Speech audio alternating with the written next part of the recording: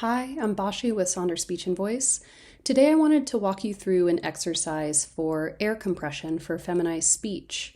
Fem speakers use more air when speaking, partially because of a lighter, airier texture that allows more air through or a more open quotient with each vibratory cycle of the vocal cords, and also because they're needing vocal cords to vibrate more quickly. So air speed and compression is going to be a lot more important.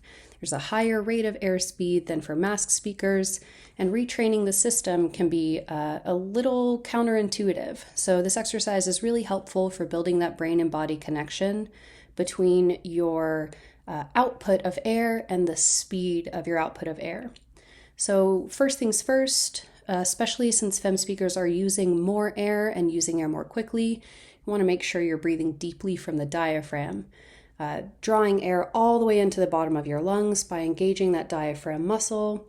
When that muscle engages, it contracts down and pulls air all the way in to your full lung capacity. Otherwise, you're kind of just breathing with the top third of your lungs if you're breathing with your chest like this, with your chest and shoulders, versus breathing with your belly, where there's a lot less accessory movement of the chest and shoulders. So first things first, breathing deeply. Then next, we're going to focus on 4 shushes. I call this the aggro librarian exercise. She's at her wit's end. She needs the kids to be quiet in the library. So she's doing 4 loud, intense shushes. The goal here with these 4 shushes is to use your entire breath capacity and have the shushes be even, essentially, in their volume and their duration and their intensity.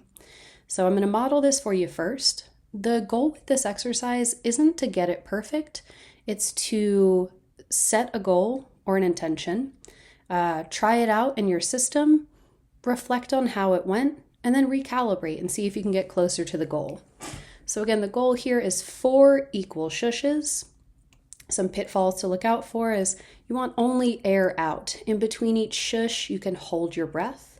But you don't want to take little sips of air in between. You also want to be mindful of posture. You're not using your shoulders to get the air out. You're not cinching over on your belly to squeeze the air out.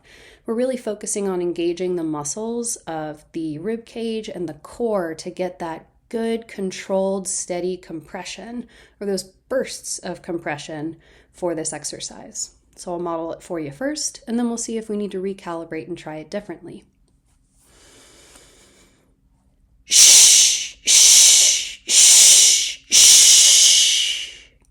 So there, the last one, I had a little bit more in the tank, and the last one was much longer.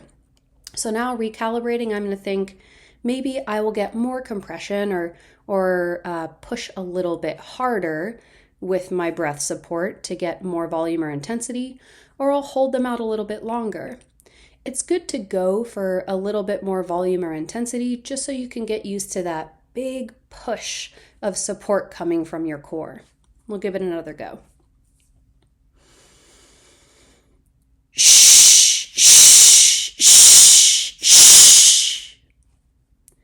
Completely out of air. That one felt a lot more even to me.